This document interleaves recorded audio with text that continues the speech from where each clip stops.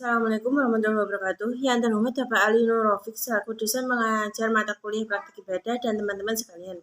Saya, Dila Bagus Syarani, di sini akan mempresentasikan rangkuman materi praktik ibadah dari bab 1 sampai bab 6. Baik, langsung saja kita ke bab yang pertama, yaitu praktek wudhu dan tayamum. Pengertian wudhu secara bahasa, wudhu berarti husnu atau keindahan dan ma'rifah atau kebersihan. Selanjutnya dikatakan sebagai wudhu karena ia membersihkan anggota wudhu dan memperindahnya. Sedangkan pengertian menurut istilah dalam sanad, wudhu adalah peribadatan kepada Allah dengan mencuci 4 anggota wudhu dengan tata cara tertentu. Dan dapat disimpulkan juga definisi dari para ulama mazhab, yakni wudhu adalah perbuatan tertentu menggunakan air yang suci pada anggota tubuh tertentu mengharap wajah Allah SWT sesuai dengan tuntunan Rasulullah SAW. Rukun wudhu. Yang pertama, niat ketika membasuh wajah. Kedua, membasuh wajah ketika membasuh kedua tangan hingga siku. Keempat, mengusap sebagian kepala. Kelima, membasuh kedua kaki hingga mata kaki. Dan yang terakhir, tertib. Selanjutnya, 8 tata cara wudhu. Yang pertama, niat. Yang kedua, membaca basmalah. Yang ketiga, membasuh 2 telapak tangan sebanyak 3 kali. Keempat, berkumur sebanyak 3 kali. Menghirup air ke hidung atau istinsyak sebanyak 3 kali. Kelima, membasuh muka sebanyak 3 kali. Dan keenam, membasuh 2 tangan beserta siku sebanyak 3 kali. Ketujuh, menyapu seluruh kepala berikut 2 telinga sebanyak 3 kali sapuan. Dan yang kedelapan, membasuh 2 kaki beserta 2 mata kaki sebanyak 3 kali. Oke, selanjutnya pengertian tayamum. Secara bahasa, tayamum berarti al-khasdu, menyengaja menuju sesuatu atau memaksudkan sesuatu. Sedangkan menurut istilah fikih, tayamum adalah mengusap wajah dan kedua tangan dengan debu yang bersih dan dengan cara tertentu. Tayamum merupakan salah satu di antara sekian banyak keringanan atau rukhsah yang diberikan Allah SWT kepada umat Islam dengan tujuan yang memudahkan melaksanakan ajaran agama Islam dalam segala kondisi dan situasi. Adapun 4 rukun tayamum. Yang pertama, niat. Orang yang hendak melakukan tayamum berusaha berniat terlebih dahulu karena hendak melakukan sholat atau sebagainya. Lalu yang kedua, mengusap muka dengan tanah. Dan yang ketiga, mengusap kedua tangan sampai siku. Dan yang keempat, tertib, artinya mendahulukan muka daripada tangan. Adapun sunah-sunah tayamum. Yang pertama, membaca basmalah. Yang kedua, menghembus tanah dari 2 telapak tangan. Yang ketiga, membaca doa setelah selesai tayamum. Adapun tata cara tayamum yang benar. Yang pertama, mengucapkan niat. Membaca basmalah pada saat hendak meletakkan kedua telapak tangan di atas debu yang suci. Kemudian mengangkat kedua telapak tangan tersebut dan menghembuskannya. Dan selanjutnya, mengusap muka. Mengusap muka dengan debu yang ada di kedua telapak tangan itu 2 kali usapan dengan memejamkan mata dan mulai menempelkan tangan pada debu hingga mengusap bagian muka dan hatinya mengucap niat. Oke, kita lanjut ke bab yang 2. Praktek mensucikan najis dan macam-macamnya. Najis adalah bentuk kotoran yang setiap muslim diwajibkan untuk membersihkan diri darinya atau mencucikan bagian yang terkena olehnya. Najis merupakan lawan dari toharoh atau suci. Secara etimologi, najis berarti sesuatu yang dapat mengotori dan menjijikkan. Sedangkan menurut istilah syar'a, najis adalah sesuatu yang kotor dan dapat menghalangi keabsahan sholat.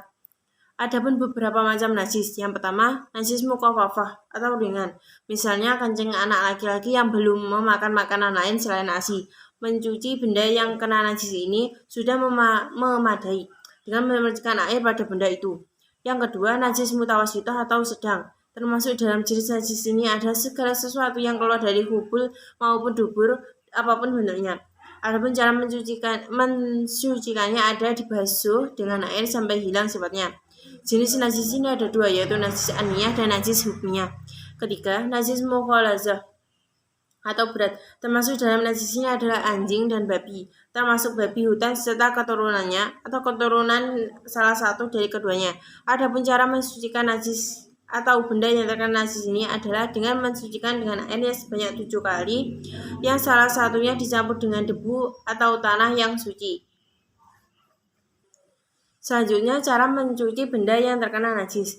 Yang pertama, pakaian atau anggota badannya terkena najis wajib dicuci dengan air bersih sedemikian rupa sehingga zat najis itu hilang warnanya, baunya, dan rasanya. Yang kedua, kacau, pisau, dan keramik. Untuk membersihkan segala benda yang permukaannya licin seperti itu, cukup dengan mengusapnya sehingga hilang bekas-bekas najis tersebut. Ketiga, sepatu, sandal, bagian bawah sepatu, sandal, dan sebagainya cukup dibersihkan dengan cara menggosokkannya ke tanah sehingga hilang zat dari najisnya. Oke, kita lanjut ke bab yang ketiga. Praktek sholat jamak dan qashar. Praktek sholat jamak qashar. Pengertian sholat jamak qashar. Menjamak sholat adalah menghimpun atau mengumpulkan dua sholat yang dikerjakan dalam satu waktu. Adapun sholat yang dapat dijamak adalah sholat zuhur dengan sholat asar dan sholat maghrib dengan sholat isya.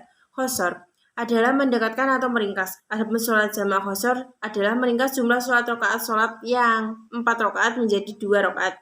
Adapun sholat fardu yang dapat diqashar adalah sholat zuhur, asar, sholat maghrib, dan sholat isya. Sedangkan sholat subuh jumlahnya tetap 2 rakaat tidak dapat diringkas.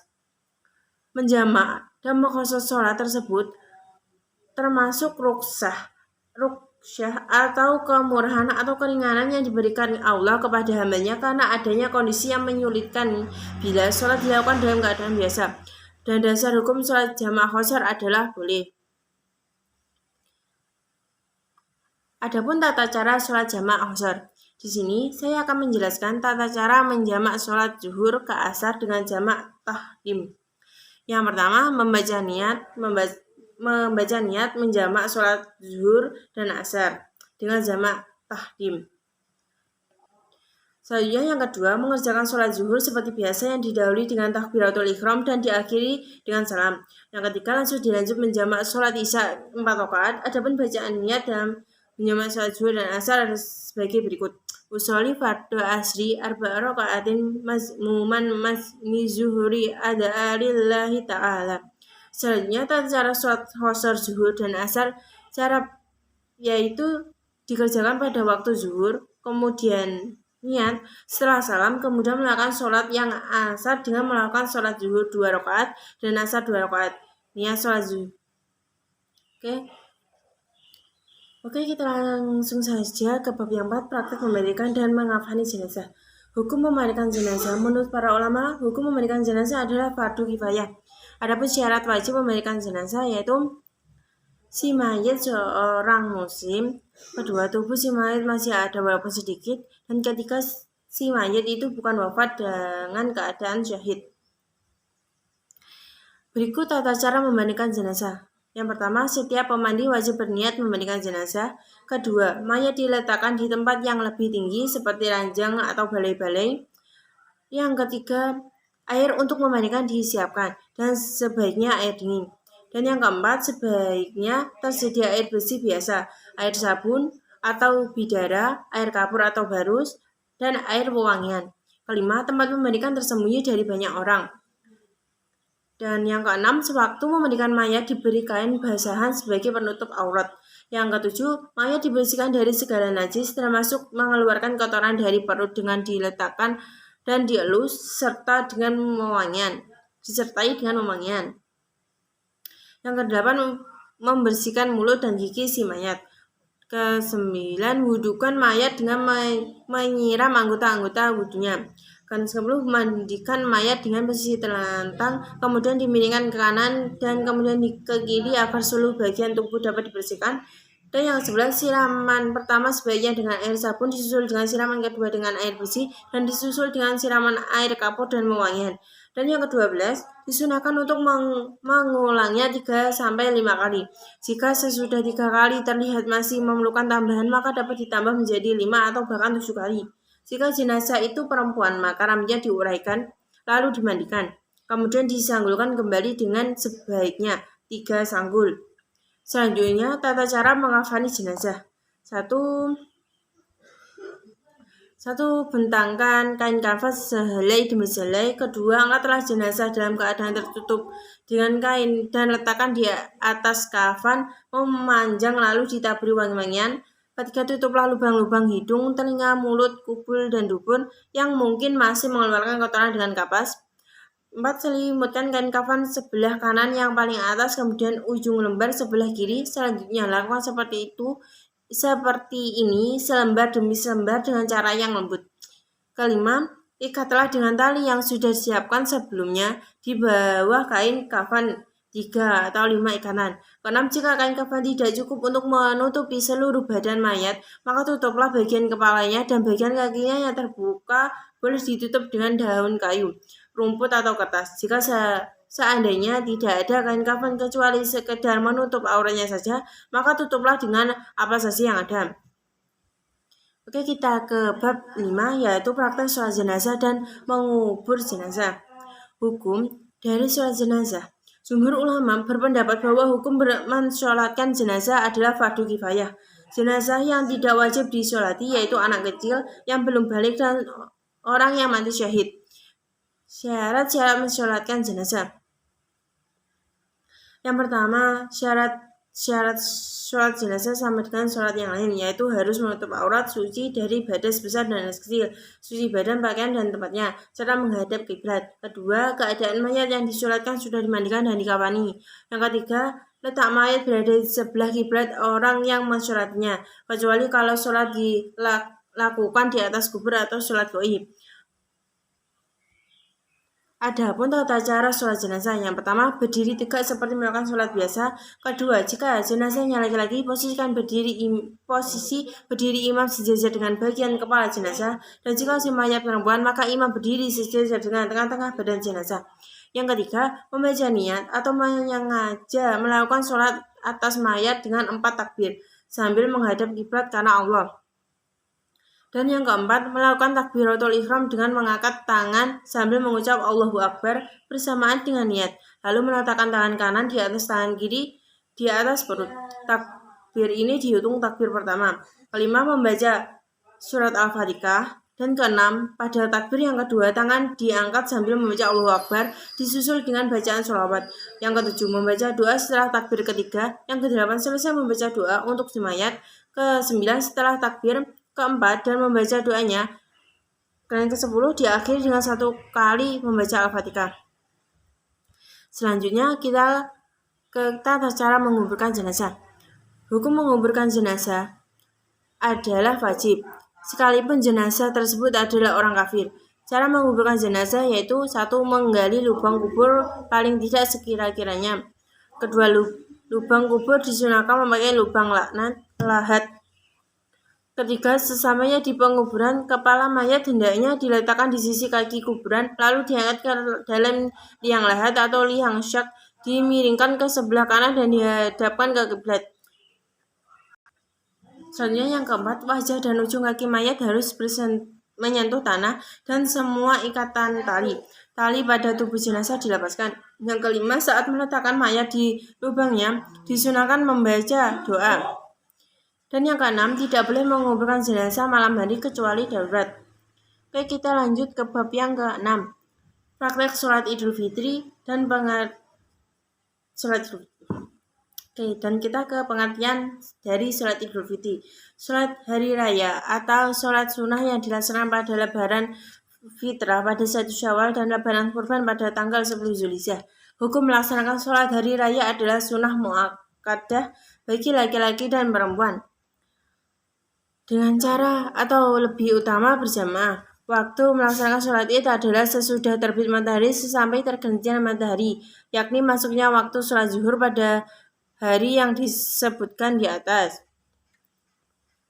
Adapun tata cara sholat Idul Fitri, yang pertama, pada malam hari raya kita dianjurkan memperbanyak takbir serta melakukan ibadah-ibadah sunnah, baik sholat sunnah, sedekah, dan sebagainya.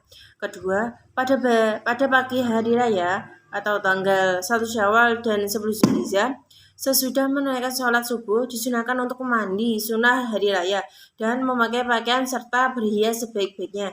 Bagi laki-laki juga disunahkan memakai wangi-wangian. Yang ketiga, berangkat menuju tempat sholat dengan tenang.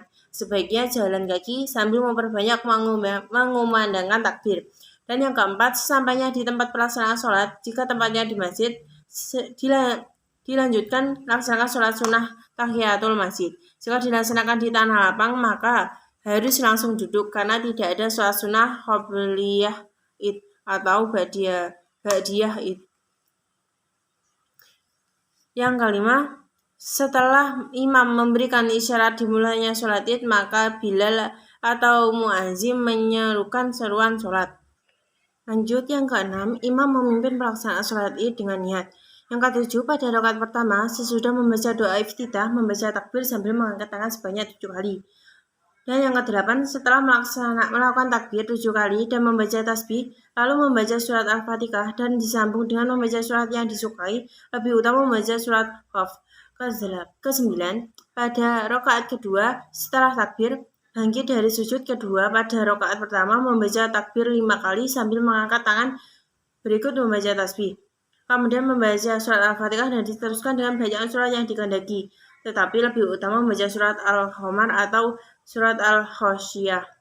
Ke-10, setelah selesai sholat 2 rakaat yang ditandai dengan salam, maka khatib kemudian naik mimbar dan melaksanakan khutbah sebanyak 2 kali. Khutbah pertama dibuka dengan membaca takbir 9 kali dan khutbah kedua membaca takbir 7 kali. Dan yang ke-11, setelah selesai sholat, dianjurkan untuk saling bersalaman antar jamaah. Untuk yang ke-12, setelah selesai bersalaman antar jamaah, dia lanjutkan pulang ke rumah dengan menempuh jalan berbeda dengan jalan yang dilewati ketika berangkat.